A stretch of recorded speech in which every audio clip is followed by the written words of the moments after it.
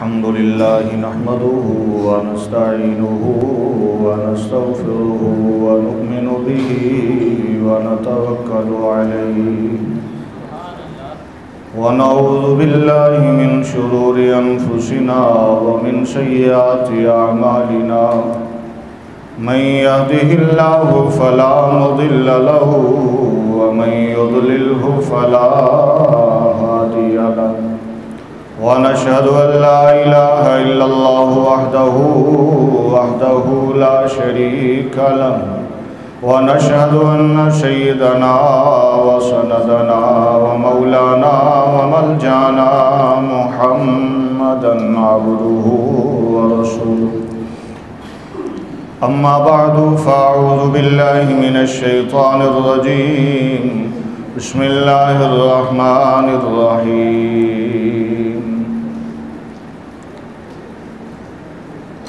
ادعوا ربكم تضرعا وخفيا قال الله تبارك وتعالى في مقام آخر إن الله وملائكته يصلون على النبي يا أيها الذين آمنوا صلوا عليه وسلموا تسليما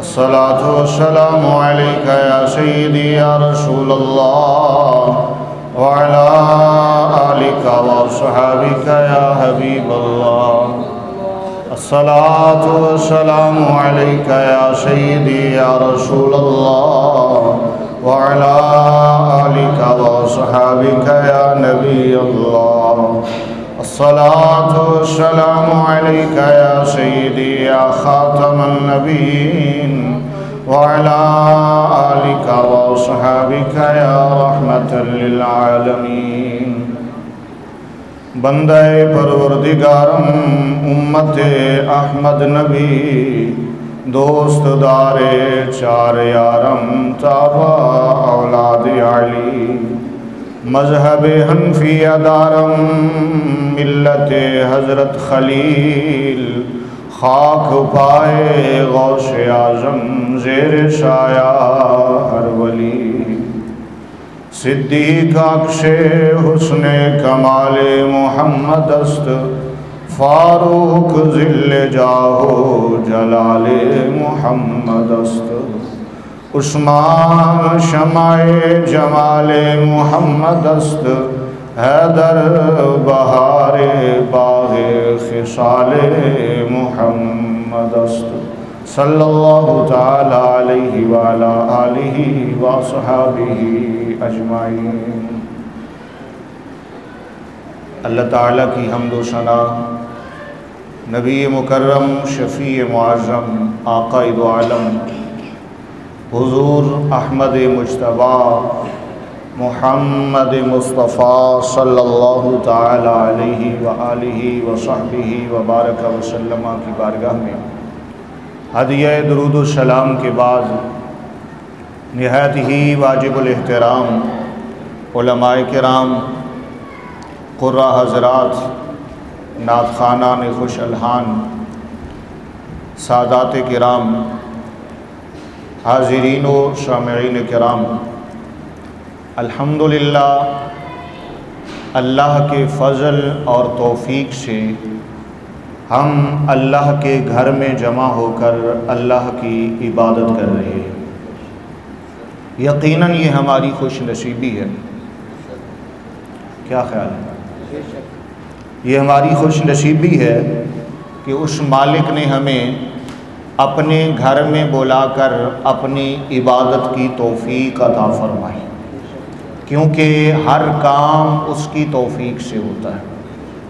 اس کی توفیق کے بغیر پتا بھی نہیں ہلتا، اس کی توفیق کے بغیر کوئی بستر نہیں چھوڑ سکتا، اس کی توفیق کے بغیر کوئی کاروبار نہیں چھوڑ سکتا، اس کی توفیق کے بغیر کوئی گھر چھوڑ نہیں سکتا، اس کی توفیق کے بغیر کوئی اس کے گھر میں آ نہیں سکتا، اور آ بھی جائے تو ٹک کے بیٹھ نہیں سکتا، اور آ بھی جائے تو توجہ نہیں کر سکتا اگر اس کی توفیق نہ ہو۔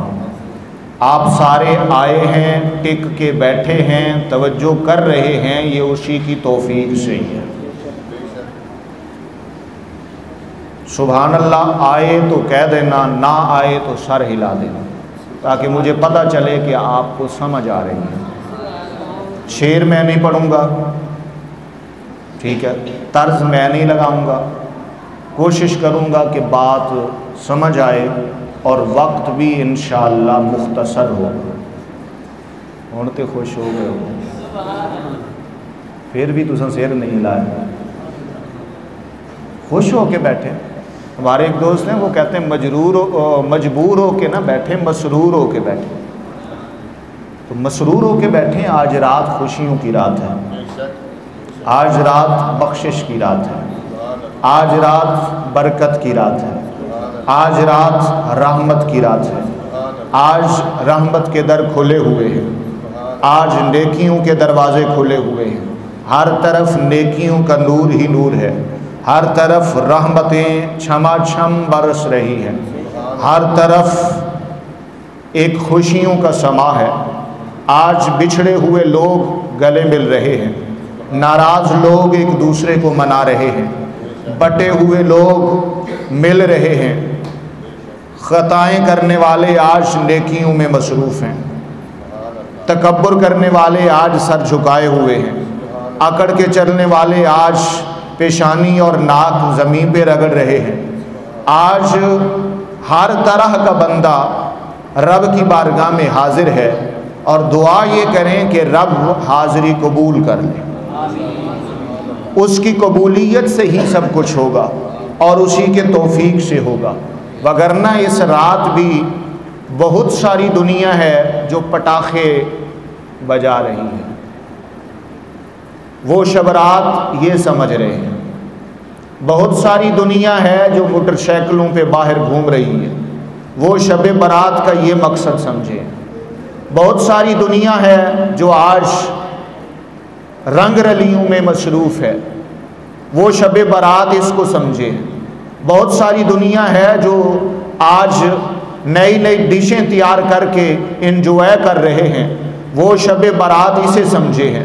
بہت ساری دنیا ہے جو آج یہ سمجھ رہی ہے کہ رات کو ہم نے دوستوں کے ساتھ انجوائے کرنا ہے، چلنا پھرنا ہے، گھومنا ہے، اور چرغے ورغے کھانے جانا ہے، مل کے بیٹھنا ہے، گپ شپ لگانی ہے۔ یہ رات انجوائے کی رات ہے، لیکن یاد رکھیں یہ رات اللہ کریم کی طرف سے ایک انعام ہے، یہ رات رب کریم کی طرف سے ایک تحفہ ہے۔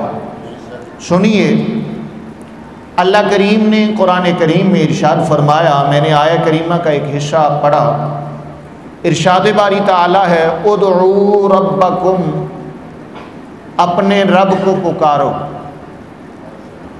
اپنے رب کو پکارو، اپنے رب کو بلاؤ، اپنے رب کی بارگاہ میں دعا کرو، اپنے رب کی بارگاہ میں مناجات کرو، اپنے رب کو پکارو۔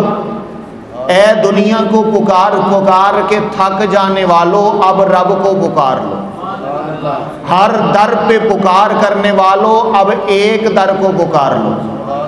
در در کی ٹھوکریں کھانے والوں، اب رب کو پکار لو۔ ہر در سے مایوس ہونے والوں، آج رحمت کا در کھلا ہے۔ اے ادھر ادھر بھاگ کر اپنی آسیں امیدیں لگانے والوں، جہاں جہاں سے مایوس ہو چکے ہو، ہر در سے تمہیں مایوسی ہی ملے گی۔ ایک در ایسا ہے جہاں خزانے کبھی ختم نہیں ہوتے، اسے پکارو۔ وہ کون ہے؟ وہ تمہارا پالنہار ہے، وہ تمہارا پروردگار ہے، وہ تمہارا رب ہے۔ اور رب کا معنی ہوتا ہے پروردگار، پالنے والا۔ تو پالنہار تو ماں بھی ہوتی ہے، پالتا تو باپ بھی ہے، تو پھر رب پالنہار ہے۔ فرمایا ان کے پالنے کا انداز اور ہے، اس کے پالنے کا انداز اور ہے۔ ان کا پالنا عارضی ہے، اس کا پالنا دائمی ہے۔ وہ رب کی عطا سے پالنہار ہیں، یہ اپنی ذات سے پالنہار ہے۔ ان کی عطا اللہ ان کی عطا میں کوئی مقصد ہو سکتا ہے، ان کی عطا لیمیٹڈ ہو سکتی ہے، ان کی عطا کا کوئی وقت ہو سکتا ہے، ان کے پالنے کے اندر کمی ہو سکتی ہے، ان کے پالنے میں کوتاہی آ سکتی ہے، ان کے پالنے میں کوئی کمی واقع ہو سکتی ہے، کوئی مقصد پیش نظر ہو سکتا ہے۔ اسے پکارو جو تمہیں بے مطلب بے مقصد پالتا ہے، انہیں تم سے کوئی درکار نہیں، اسے تم سے کوئی تمنا نہیں، اسے تم سے کوئی مقصد مطلب نہیں ہے، وہ پروردگار ہے، وہ کوئی مانے تب بھی پالتا ہے، نہ مانے تب بھی پالتا ہے، کوئی سجدہ کرے تب بھی پالتا ہے، کوئی نہ کرے تب بھی پالتا ہے، کوئی ایمان لائے تب بھی پالتا ہے، نہ ایمان لائے تب بھی پالتا ہے۔ اس رب کو پکارو۔ مالک پکاریں تو پھر انداز کیا ہو؟ تو انداز بھی اس نے خود بتا دیا کہ رب کو پکارنا ہے تو کیسے پکارو۔ فرمایا تضرعا و خفیہ، گڑ گڑا کے پکارو۔ کیسے پکارو؟ گڑ گڑا کے پکارو، رو رو کے پکارو، آہیں نکال نکال کے پکارو، ہچکیاں لے لے کے پکارو، اپنے درد سامنے رکھ کے پکارو، اپنی مناجات کا انداز بدل کے پکارو۔ سب کو جیسے پکارتے ہو ویسے نہیں رب کو پکارو، جیسے اوروں کو پکارتے ہو ویسے نہیں، اپنے رب کو پکارو تو انداز ہو گڑ گڑا کے، عاجز بن کے، نکما بن کے، بے سہارا بن کے، بے آسرا بن کے، ساری امیدیں توڑ کے، اس ایک ذات پہ امید لگا کے، ساری ذاتیں مٹا کے اس ذات کے در پہ آ کے اسے پکارو، اور پکارے کا انداز کیا ہو؟ گڑ گڑا کے پکارو۔ کیسے؟ گڑ گڑا کے پکارو، سجدے میں پکارو، رکوع میں پکارو، ہاتھ باندھ کے اسے پکارو، ہاتھ اٹھا کے اسے پکارو۔ یہ ہے تضرعا، گڑ گڑا کے۔ بتائیں جب بندہ نماز کے لیے کھڑا ہوتا ہے ہاتھ باندھ کے، کیا انداز ہوتا ہے وہ عاجزی کا، کیا وہ ادب کا انداز ہوتا ہے۔ اور پھر میں اکثر کہتا ہوں ہمارے احناف کا انداز تو سبحان اللہ، اختلافی بات نہ ہو جائے، میں صرف اپنے مذہب کی دلیل کے لیے کہہ رہا ہوں۔ اہل سنت و جماعت حنفی یہاں ہاتھ باندھتے ہیں، اب بندہ یہاں ناف کے نیچے ہاتھ باندھے ہوئے ہو اور سر جھکائے ہوئے ہو اور پھر کہے الحمدللہ رب العالمین، ساری تعریفیں رب العالمین کے لیے، کیسا انداز ہے۔ اور ایک یوں کھڑا ہے،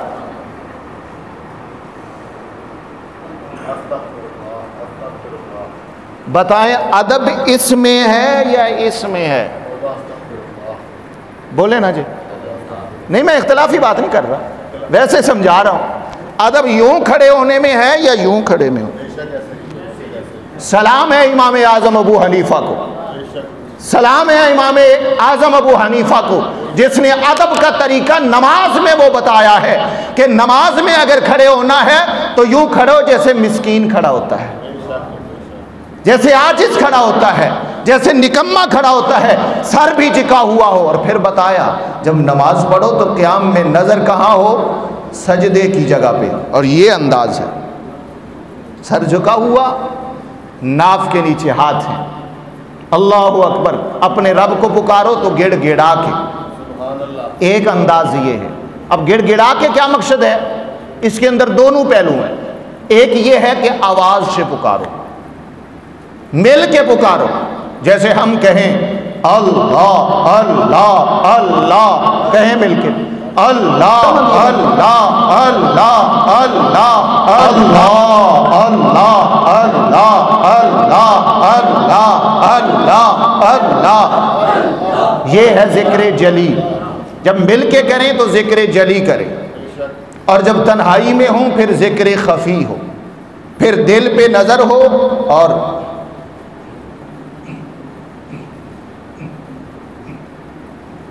یہ اللہ اللہ ہے۔ اور سنیں ذکر جلی کا بھی بڑا مقام ہے، لیکن بزرگ فرماتے ہیں آواز سے ایک بندہ 70 مرتبہ اللہ کہے اور ایک مرتبہ دل سے ایک مرتبہ کہے تو اس کا درجہ زیادہ ہے۔ کیوں کہ اس سے دل بولے، کیونکہ زبانی کلمہ ہر کوئی پڑھدا، دل دا پڑھدا کوئی۔ زبانی کلمہ ہر کوئی پڑھتا دل دا پڑھتا کوئی ہو. اصل تو ہے دل کو کلمہ پڑھانا, اور جب دل سے کلمہ پڑھتا ہے تو پھر نفی اس بات دا پانی ملیا ہر رگے ہر جائی ہو. وہ نفی اس بات دل کا کلمہ ہے. ٹھیک ہے, لا الہ الا اللہ, لا الہ الا اللہ, لا الہ الا اللہ. یہ تو کٹھے پڑھ رہے ہیں نا. جب تنہائی میں آپ بیٹھے ہوں گے پھر اس ذکر کو کریں اور دیکھیں اس کی برکات کیا ہوں گی. نفی اس بات دا پانی ملیا ہر رگے ہر جائی ہو.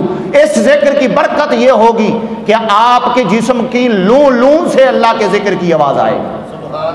رگ رگ کے اندر ذکر کی برکتوں کا پانی چلے گا, اور جب یہ پانی رگ رگ میں رچ جائے گا پھر ہوگا کیا, اندر بوٹی مشک مچایا, اندر بوٹی مشک مچایا جہاں پھلنتے آئی ہوں. آپ دیکھتے ہوں کہ بعض مرتبہ کچھ احباب ذکر کرتے کرتے وجد میں آ جاتے ہیں. کس میں آتے ہیں؟ وجد میں. بعض لوگ اس کو مذاق سمجھتے ہیں, نہیں انہیں پتہ ہی نہیں ہے. کہتے ہیں نا جس چکھی نہیں انہوں کی پتہ, جسے ذکر کی برکت کا پتہ ہے. قرآن کہتا ہے انما المؤمنون الذین اذا ذکر اللہ وجلت قلوبہم. مومن وہ ہیں جب ان کے سامنے تلاوت ہوتی ہے یا رب کے ذکر ہوتا ہے تو ان کے دل وجد میں آ جاتے ہیں. یہ ہے اندر بوٹی مشک مچایا جہاں پھلنتے آئی ہو, جیوے مرشد کامل باہو جائیں بوٹی لائی ہو. اور یہ وجد ویسے نہیں آتا, یہ مرشد کی نگاہ سے آتا ہے اور نسبت کا فیض ہوتا ہے. مرشد کامل ہو تو پھر اندر ذکر بھی اثر کرتا ہے, اور جب ذکر کا اثر ہوتا ہے پھر زبان میں بھی تاثیر ہوتی ہے, پھر نظر میں بھی کمال ہوتا ہے, اور جب نظر اٹھتی ہے تو پھر 90 لاکھ کو کلمہ پڑھا دیتی ہے. کہیے سبحان اللہ. ہاں جی, ہم کیوں نہیں پڑھا سکتے کلمہ؟ ہم تو اپنے بے نمازی مسلمان کو نمازی نہیں بنا سکتے, اور وہ غیر مسلموں کو کلمہ پڑھا جاتے تھے. کیا بستر اٹھانے سے؟ انہوں نے چلے لگا کے کلمے پڑھائے ہیں.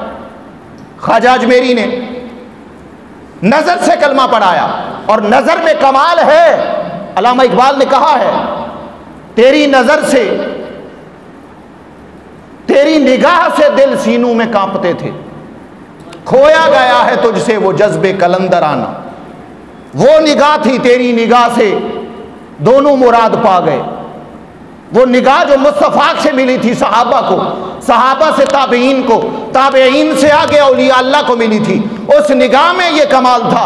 جس طرف اٹھ گئی دم میں دم آ گیا, اس نگاہ عنایت پہ لاکھوں سلام. انہوں نے نگاہ سے 90 لاکھ کو کلمہ پڑھایا. اللہ اکبر. اور پھر نگاہ ہی تھی نا. وہ آیا تھا داتا علی حجویری کی بارگاہ میں ایک جادوگر, کہتا جی میرے پاس اتنا کمال ہے کہ میں ہوا میں اڑتا ہوں. اڑا ہوا میں, اس نے اپنا منتر دکھایا. آپ نے فرمایا ہوا میں اڑنا کمال نہیں ہے, میرے نبی کی عشق کی ہوا میں رہنا کمال ہے. ٹھیک ہے. اور پھر آپ نے اپنے نالین مبارک کو حکم فرمایا, وہ نالین اڑ کر اس کے سر پہ پڑے اور اسے زمین پہ لائے, دنیا کو سبق دے دیا. ہوا میں اڑنا کمال نہیں ہے. اگر نبی کا دیوانہ ہو تو اس کے یہ کمال تو اس کی جوتیوں میں رکھا ہوا ہے. اصل بات وہاں سے بنتی ہے کہ محمد سے وفاتوں نے تو ہم تیرے ہیں, یہ جہاں چیز ہے کیا لوح و قلم تیرے ہیں. میں بات کر رہا تھا, رب کریم نے فرمایا ادعوا ربکم تضرعا, اپنے رب کو پکارو گڑ گڑا کے, وخفیہ, اور دوسرا طریقہ یہ ہے تنہائی میں پکارو, خفیہ پکارو, الگ بیٹھ کے پکارو, اشتہار نہ چھپواؤ. جمع ہونے کے لیے لوگوں کو دعوتیں مت دو, ہاں بلا کے انہیں گوشہ نشینی میں بٹھا دو, اسے کہی بھیا اس کونے میں لگ کے اپنے رب کو پکار, پھر دیکھ رب کے پکارنے کا مزہ کیا ہے. سمجھ آئیے. اور جنہوں نے تنہائیوں میں پکارا ہے پھر اندھیرے اجالوں میں بدل گئے ہیں, پھر تاریکیاں روشنیوں میں بدل گئی ہیں, پھر کالے دل سیاہ دل روشن دل والے بن گئے, اور پھر ہر وقت جہاں بھی وہ رہتے تھے دل اللہ اللہ کی یاد سے معمور رہتا تھا. اس لیے وہ کہتے تھے دل میں ہو یاد تیری گوشائے تنہائی ہو. اصل یاد کا مذہب وہ ہے, دل میں ہو یاد تیری گوشائے تنہائی ہو, پھر تو خلوت میں عجب انجمن آرائی ہو۔ پھر رحمت کی انوار کی کیسے برسات ہوتی ہے، وہ تنہائی کا مزہ اور ہے، اور یہاں مل کے سارے دیکھا دیکھی پہ ذکر کرنا وہ اور ہے۔ اور میں یہ کہتا ہوں عموماً آپ دیکھتے ہیں نماز کے بعد ذکر ہوتا ہے، کلمہ شریف پڑھتے ہیں نا جی، یہاں بھی پڑھتے ہیں جی، اچھا نماز کے بعد کلمہ شریف پڑھتا ہے تو کئی بندے ویسے بیٹھے رہتے ہیں۔ اچھا جب بیٹھیں گے نا، ساتھ والا پڑھ رہا ہوگا، ادھر والا بھی پڑھ رہا ہے، اب وہ شرمندہ ہو کے پڑھنا شروع کر دیں گے، بھئی بندے کی کہنے گے یہ بھی پڑھ رہے یہ بھی پڑھ رہے، یہ کیوں پڑھ رہے؟ بھائی شرمندہ ہو کے بندوں کو دکھا کے پڑھنے کا کیا فائدہ؟ اگر پڑھنا ہے تو پھر خلوص سے پڑھنا، پھر رب کا ذکر اندر سے کر، دل مانتا ہے تو کر، وگرنہ نفل ہے نہیں پڑھے گا تو گنہگار تو نہیں ہوگا نا۔ دکھلاوے سے بچو، اشتہارات کی عبادت سے بچو، تصویروں کی عبادت سے بچو۔ آج تو کوئی بھی دعا مانگتا ہے تو کہتے ہیں تصویر بنا لو، نماز پڑھ رہا ہے تو تصویر بنا لو، عبادت ہو رہی ہے تو تصویر بنا لو، ذکر کی محفل سجی ہے تو تصویر بنا لو۔ بھائی نکلو اس سے، دنیا کو نہ دکھاؤ، اسے دکھاؤ جس نے پیدا کیا ہے، اور وہ تصویروں کا محتاج نہیں ہے، وہ تیرے کیمروں کا محتاج نہیں ہے، اس کے کیمرے وہاں بھی لگے ہوئے ہیں جہاں کوئی آنکھ بھی نہیں دیکھتی۔ کہتے ہیں نا کیمرے کی خفیہ آنکھ دیکھ رہی ہے، جہاں کیمرے کی خفیہ آنکھ بھی نہیں دیکھتی اس کی نظر وہاں بھی ہوتی ہے۔ اللہ اکبر۔ مجھے وہ بات یاد آ گئی ہے، سنا کیوں نہ دوں۔ حضرت یوسف علیہ السلام، کہیے علیہ السلام، آپ زلیخا جب آپ کو لے گئی نا اپنے محل کے 7ویں کمرے میں، سارے محل کے کمروں کو 7 کو لاک کر دیا، اگلے کمرے میں لے گئی اور اپنے خاص مقصد سے پہلے ایک پردہ لٹکایا اس نے۔ جناب یوسف نے پوچھا زلیخا یہ کیا کر رہی ہو، پردہ کیوں لٹکا رہی ہو؟ تو کہنے لگے یہاں سامنے میرا معبود ہے، بت میرا معبود ہے اور میرا ارادہ غلط ہے اور مجھے شرم آتی ہے اپنے معبود سے، اس لیے میں نے پردہ لٹکا دیا۔ جناب یوسف علیہ السلام نے فرمایا زلیخا کمال ہے، تیرا معبود تیرے سامنے ہے، تجھے اس سے شرم آتی ہے، تو نے پردہ لٹکا دیا۔ سن لے، تیرا معبود تو وہ ہے جو پردے کے پیچھے نہیں دیکھتا، میرا معبود تو 14 طبق میں دیکھتا ہے۔ تو عارضی معبود کے سامنے پردہ لٹکا کے شرم کر رہی ہے، کیا میں اپنے سچے معبود سے شرم نہ کروں؟ جو 14 طبق میں دیکھتا ہے، کیا میں اس سے شرم نہ کروں؟ یہ بات کہہ کے جناب یوسف نے وہاں سے دوڑ لگا دی، اور پھر دیکھیں اس کا اثر کیا ہوا۔ اللہ اکبر، یہ ہے تقوی کا اثر۔ جناب یوسف جب یہاں سے بھاگے تو 7 کمرے لاک کیے ہوئے تھے، جناب یوسف کے پاس چابی نہیں تھی، کی زلیخا کے پاس تھی، لیکن آج سے ہزاروں سال پہلے جناب یوسف کی آنکھوں کے اشارے سے آٹومیٹیکلی سسٹم نصب ہو گیا۔ کون سا سسٹم؟ کون سا؟ آٹومیٹیکلی دروازے کھلتے گئے۔ آج بھی آپ بڑی مارکیٹوں میں، بڑے پلازوں میں جائیں تو سامنے بندہ جاتا ہے تو دروازہ کھل جاتا ہے، آ گیا نا سسٹم۔ ہزاروں سال پہلے جناب یوسف نے بتا دیا ہم اللہ والے کسی ایجاد کے محتاج نہیں ہیں، ہم الیکٹرانک سسٹم کے محتاج نہیں ہیں۔ اللہ نے اپنے بندوں کو وہ پاور دی ہے، نظر میں وہ کمال رکھا ہے، اور تقوی کی اتنا اثر ہے۔ اگر تقوی والی نظر ہو تو وہ نظر کرے تو کی چابی کی ضرورت نہیں ہوتی، لاک بھی کھل جاتا ہے، دروازہ بھی کھل جاتا ہے۔ جناب یوسف 7 کمروں سے باہر آ جاتے ہیں۔ نعرہ تکبیر، نعرہ رسالت، نعرہ حیدری۔ یہ ہے رب کے ذکر کی اور خوف خدا کی برکات، سمجھ آئیے؟ وگرنہ اتنے مضبوط تالے جو زلیخا نے لگائے تھے وہ بغیر چابی کے کھل سکتے تھے، لیکن ان تالوں کو کس چابی نے کھولا؟ تقوی کی چابی نے۔ کس چابی نے؟ تقوی کی چابی نے انہیں کھول دیا، اور آٹومیٹیکلی کھول دیا، اور اس کا اثر ہوتا ہے۔ آپ کہتے ہیں، لوگ کہتے ہیں نظر میں کیا کمال ہوتا ہے؟ اصل میں جو نظر میں کمال رکھا ہے وہ کسی چیز میں ہے ہی نہیں۔ سمجھ آئیے؟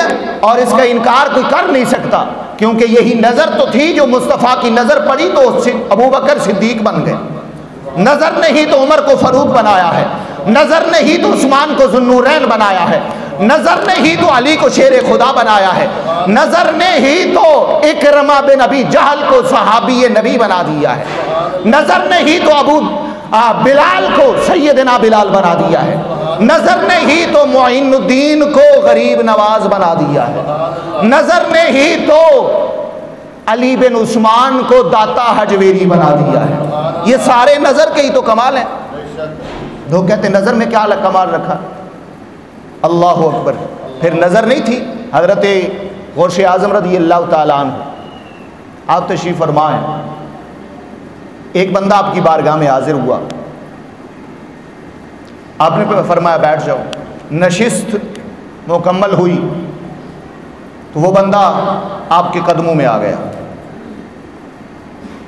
آپ نے فرمایا کیا ہوا اور تم کون ہے، کہاں سے آئے ہو؟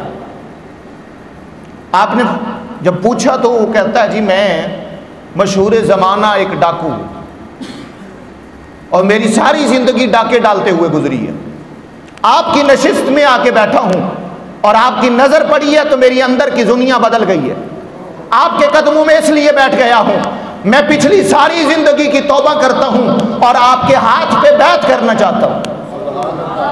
بتائیں غوث اعظم کی نظر میں آئے ڈاکو تو وہ ولی بن جائے، چور آئے تو وہ ولی بن جائے، یہ نظر کا ہی تو کمال ہے، جب اٹھتی ہے تو چوروں کو ولی بنا دیتی ہے، ڈاکوں کو ولی بنا دیتی ہے۔ آپ نے فرمایا جو لوٹا ہے اس کا کیا بنے گا؟ فرمایا سر عام مجمع میں آپ اعلان کریں ساری زندگی جس کا میں نے لوٹا ہے میں دینے کے لیے تیار ہوں۔ غوث اعظم رضی اللہ تعالیٰ عنہ نے اعلان کر دیا، سارے مجمع نے کہا سرکار آپ کی نظر پڑی ہے، یہ بدل گیا، آپ نے اسے معاف کیا ہے تو ہم نے بھی سب کچھ معاف کر دیا اسے۔ جب یہ آواز آئی غوث اعظم کی بارگاہ سے تو وہ بندہ بے ہوش ہو کے گر پڑا، جب ہوش میں آئی تو عرض کرتا ہے حضور اتنی دیر میں وہ ساری خطائیں معاف ہو گئی ہیں، وہ سارا کچھ معاف ہو گیا، ان سب نے معاف کر دیا۔ آپ نے فرمایا ارے اللہ کے بندے یہ تو بندے ہیں، جب تو بے ہوش ہوا تو رب کی طرف سے مجھے آواز آئی میں نے بھی اسے معاف کر دیا، تجھے ان بندوں نے بھی معاف کیا، جب بندوں نے معاف کیا تو رب نے بھی معاف کر دیا ہے۔ اور غوث اعظم نے فرمایا مجھے رب کی طرف سے حکم ہوا کہ اس کی پشت پہ ہاتھ پھیریں اور اسے ولایت کی مہر لگا دیں۔ جس نے زمانہ پوری زندگی ڈاکے ڈال کے گزاری تھی، غوث اعظم کی نظر میں آیا تو ولی بن گیا۔ سمجھ آئیے؟ یہ نظر کا کمال ہے۔ ادعوا ربکم تضرعا وخفیا، اپنے رب کو پکارو گڑ گڑا کے اور تنہائی میں بیٹھ کر، چپکے سے اپنے گریبان کے اندر جھانک کے اپنے گناہوں کو دیکھ کے رب کی بارگاہ میں مناجات کرو۔ یہ رات مناجات کی رات ہے، یہ رات بخشش کی رات ہے۔ اللہ اکبر۔ ویسے عموماً ہر رات جب پچھلا پیر ہوتا ہے نا جی، پچھلا پیر، تو رب کریم کی طرف سے آسمان دنیا پر رحمت کی آواز آتی ہے کوئی بخشنے والا میں اسے بخش دوں، ہے کوئی رزق مانگنے والا میں اسے نواز دوں، ہے کوئی بیمار شفا مانگنے والا میں اسے شفا دوں۔ یہ کب ہوتا ہے جی؟ پچھلے پیر، ہر روز ہوتا ہے۔ اللہ اکبر۔ آپ نے بھی یہ آواز سنی ہے کبھی جی؟ کیونکہ ہم تو خواب غفلت میں ہوتے ہیں، ہم کہاں سنیں؟ نہیں سنی، لیکن اپنے محبوب کی زبان پہ یقین ہے، ہوتا ہے، آواز آتی ہے۔ مانگنے والے مانگتے بھی ہیں، جاگنے والے جاگتے بھی ہیں۔ یہی وجہ ہے جن کا میں نے نام لیا، حضرت شیخ غوث اعظم رضی اللہ تعالیٰ عنہ نے عشاء کے وضو سے 40 سال فجر کی نماز پڑھی ہے۔ انہیں پتا تھا کہ یہ رات پچھلی راتی رحمت رب دی، کرے بلند آوازہ رحمت منگن والے علی کھلا یہ دروازہ۔ پچھلی راتی آواز آتی ہے، لیکن مولا کائنات علی شیر خدا راوی ہیں، آپ فرماتے ہیں حضور نے فرمایا 15 شعبان کی رات ایسی ہے، ادھر سورج غروب ہوتا ہے، ادھر آواز آنا شروع ہو جاتی ہے، اور ساری رات آواز آتی رہتی ہے کوئی بخشش مانگنے والا میں اسے بخش دوں، ہے کوئی رزق مانگنے والا میں اسے نواز دوں، ہے کوئی بیمار شفا مانگنے والا میں اسے شفا دے دوں۔ تو میں کہتا ہوں ڈاکٹروں کے دروازے کھٹکانے والوں، اللہ اکبر، اور مختلف آفروں کے پیچھے بھاگنے والوں، مختلف قرضہ سکیموں کے آگے اپنے فارم جمع کروانے والوں، آج ایک فارم ادھر بھی جمع کرواؤ، ایک آفر آج بھی مل رہی ہے، ایک دروازہ آج بھی کھلا ہوا ہے، اور آج بھی قرآن اندازی ہونے والی ہے، اور کئی خوش نصیب ہوں گے جن کے نام لکھ لیں گے، اور کھلے عام صدا لگا دی گئی ہے، کون ہے جو رزق مانگے، اور رزق بھی قرضہ سکیم میں نہیں ہے، کس میں؟ یہ قرضہ سکیم نہیں ہے کہ واپس کرنا پڑے گا، بلکہ ویسے لوٹ لو واپس بھی نہیں کرنا ہے۔ سبحان اللہ، آج کئی لوگ لین لگے ہوئے ہیں قرضہ سکیم میں، کئی لوگ لین لگے ہوئے ہیں گھروں کی سکیم میں، کئی لوگ لین لگے ہوئے ہیں بیماری کی شفا میں، کئی لوگ لین لگے ہوئے ہیں ویکسینیشن کے لیے۔ اللہ اکبر، آج ایک ایسا دربار کھلا ہوا ہے جس دربار میں ہر مرض کی دوا ہے، ہر بیماری کی شفا ہے، ہر کسی کو اپنی ڈیمانڈ کے مطابق ملے گا، ہر کسی کو اپنا اپنا حصہ ملے گا، جو مانگے گا ملے گا۔ ویسے یہ نہیں ہوتا کہ ڈاکٹر کے پاس جائیں تو آپ کہیں جو مجھے گھر چاہیے، دے گا ڈاکٹر؟ وہ کہے گا مجھ سے دوائی لو، گھر کہیں اور سے ملتا ہے۔ گھر والی سکیم میں جائیں تو اسے کہیں مجھے دوائی دے گا وہ کہے گا نہیں، یہاں گھروں کی سکیم کے فارم جمع ہو رہے ہیں، یہاں دوائی نہیں ملتی۔ یہ دربار ایسا ہے، بیمار کی شفا بھی یہی ہے، ہر مرض کی دوا بھی یہی ہے، مقروضوں کے قرض کی علاج بھی یہی ہے، اور بے اولادوں کی اولاد بھی یہی ہے، اور بے گھروں کے گھر بھی یہی ہیں، بے سہاروں کا سہارا بھی یہی سے ملے گا، بے آسروں کو آسرا بھی یہیں سے ملے گا، اور ہر بے یار و مددگار کی مدد بھی یہیں سے ہوگی۔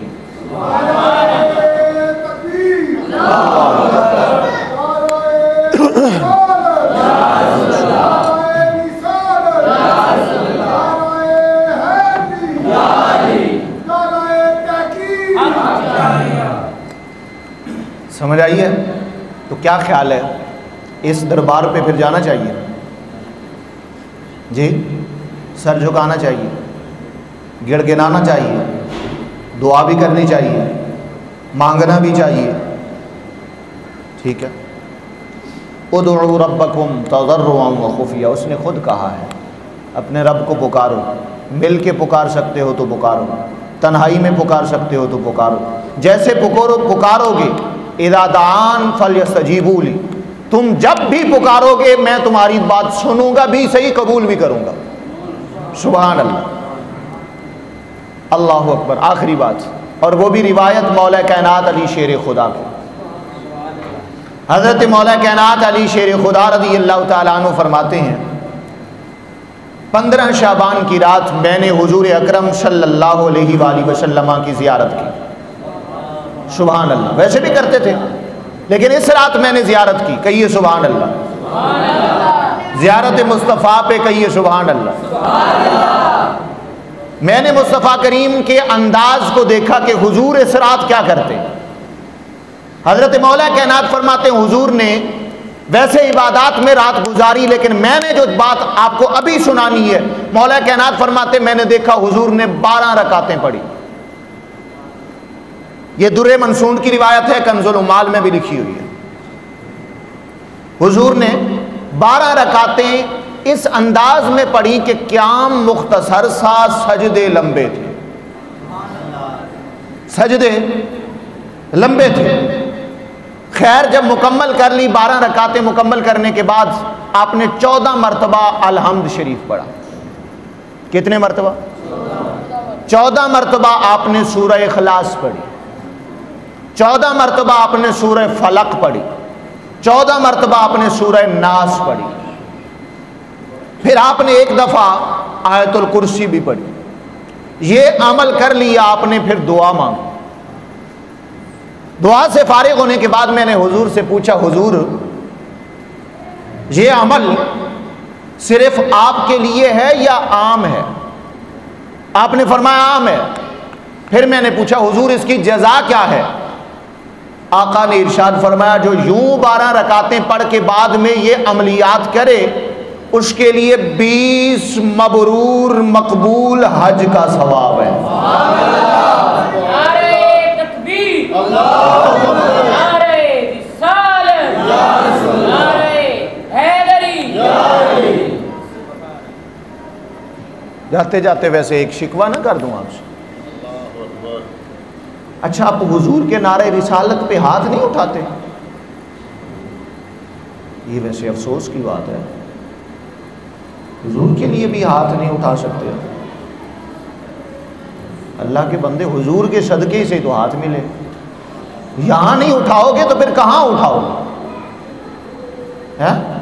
حضور کے نامی پہ دونوں ہاتھ اٹھایا کریں۔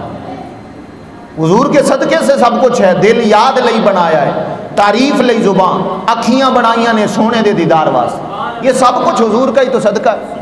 سبحان اللہ۔ مولا کائنات فرماتے ہیں اسے 20 مقبول حج کا ثواب ہے۔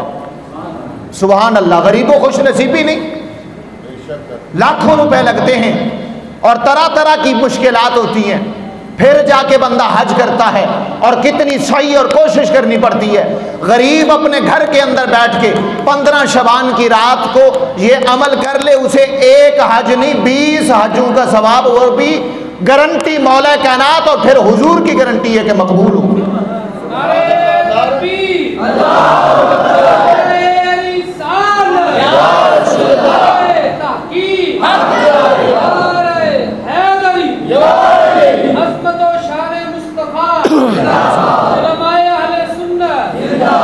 اچھا ابھی اور ہے، سبحان اللہ، 20 حج کا ثواب ہے اور پھر حضور نے فرمایا 20 سال عبادت کا ثواب ہے۔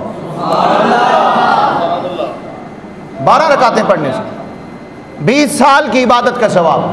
میں نے حضور کی بارگاہ میں عرض کی حضور اگر وہ اگلے دن روزہ رکھ لے تو پھر؟ فرمایا اگر 15ویں کے دن روزہ رکھ لے پھر 2 سال مزید عبادت کا ثواب، 2 سال کے روزوں کا ثواب۔ ایک جو پچھلا سال گزرا وہ بھی رب کریم فرشتوں سے فرماتا ہے وہ سارا روزوں میں شامل کرو، اور اگلا سوال جو شروع ہو گیا 15 شعبان سے اگلے 15 شعبان تک رب فرماتے ہیں فرشتوں یہ بھی روزوں میں شامل کرو۔ ایک روزے کی برکت سے مجھے بتاؤ دنیا کائنات میں ایسا کوئی کارخانہ، کوئی فیکٹری، کوئی مل، کوئی ایسی جگہ ہو جہاں سے اتنی بڑی آفر ملتی ہو؟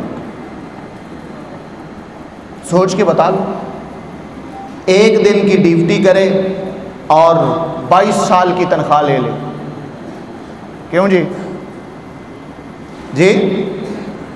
ایک دن کی ڈیوٹی کرے اور 20 سال کی تنخواہ لے لے، ہے کہیں؟ کوئی اونر دیتا ہے اپنی ملازمین کو؟ کوئی فیکٹری کا مالک، کوئی ملر دیتا ہے؟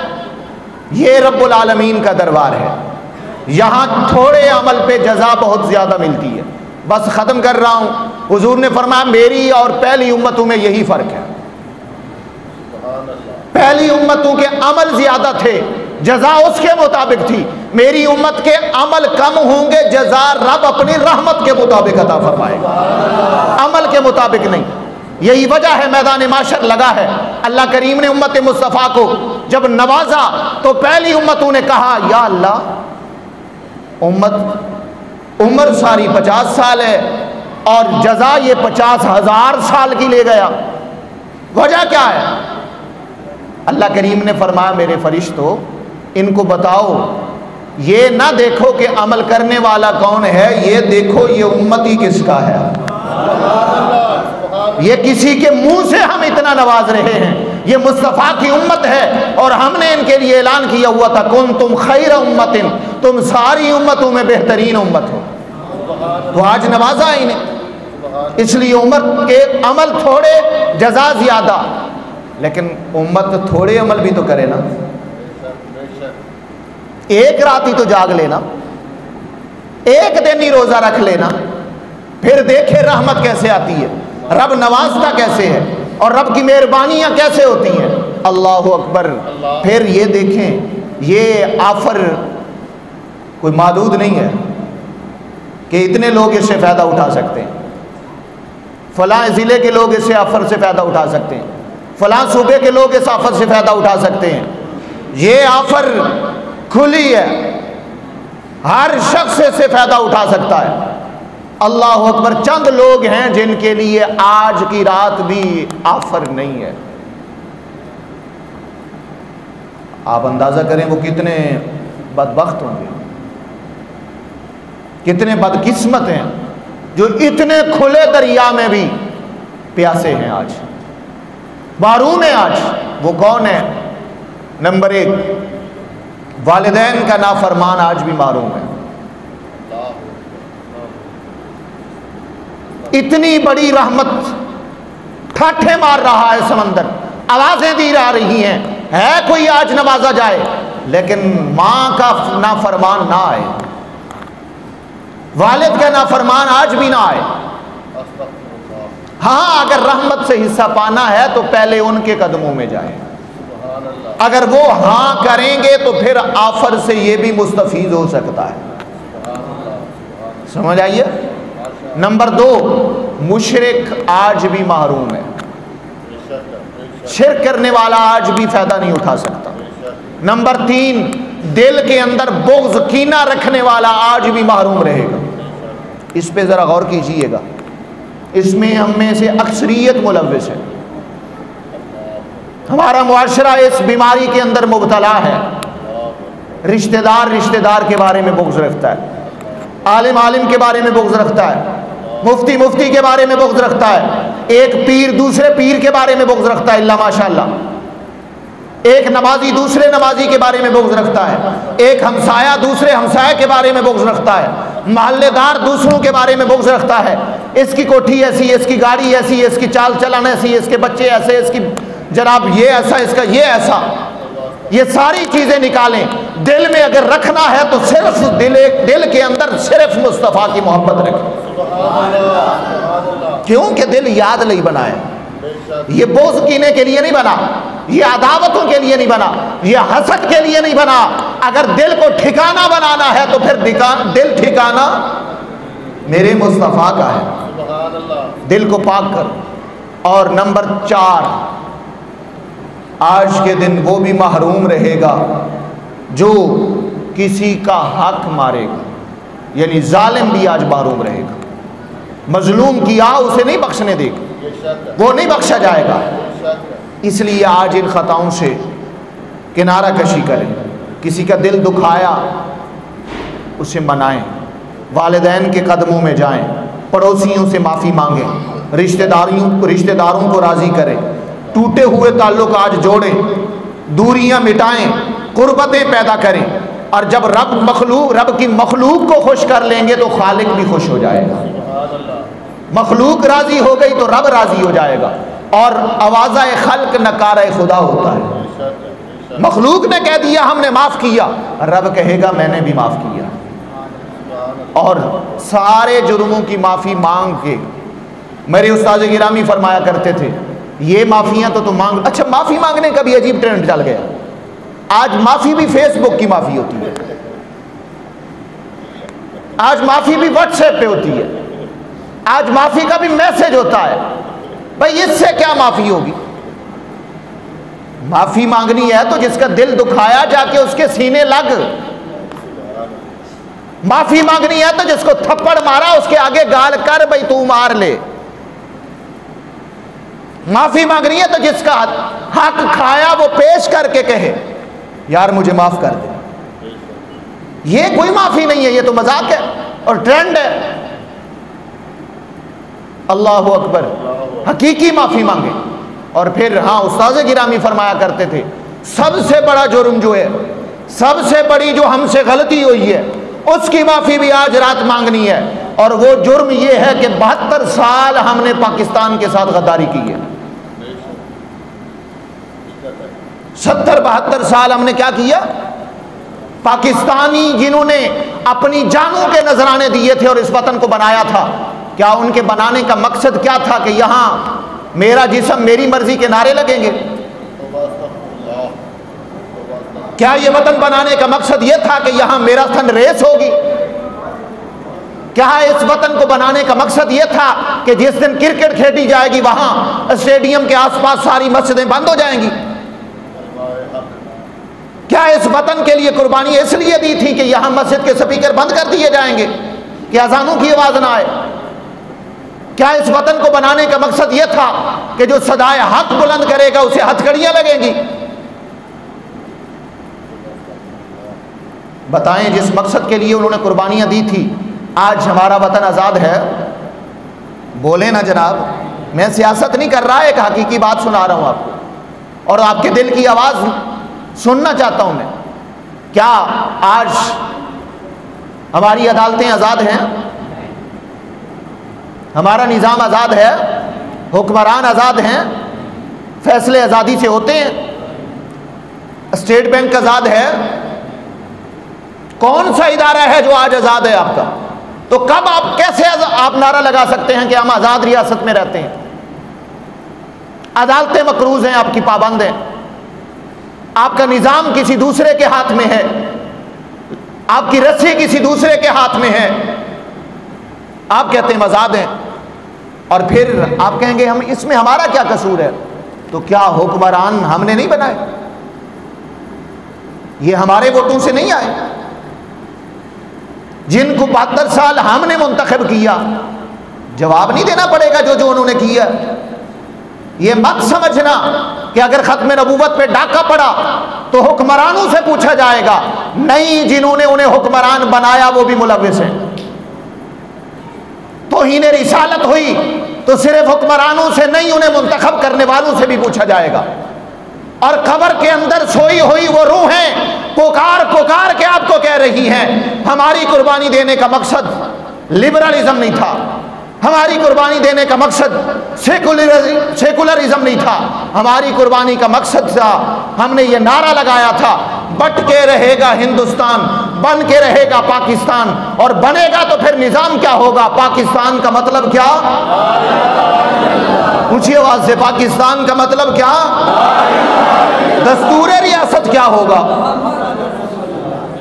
دستور ریاست کیا ہوگا؟ ساز فرمایا تھے، آج کہتے ہیں پاکستان کا مطلب کیا؟ جتوں لبے کھا دیا۔ یہ نہیں ہے، اس کے لیے بھی معافی مانگنی ہے، اور سر جھکا کے رب کی بارگاہ میں کہیں، مالک جو غلطی ہو گئی 72 سال ہم سے ہوئی ہے، آج کے بعد ہم نظام مصطفیٰ کی خاطر کھڑے ہوں گے۔ اچھا، 2-3 بندے ہی بولے ہیں، آپ کا کوئی اور پروگرام ہے، سمجھ گیا میں۔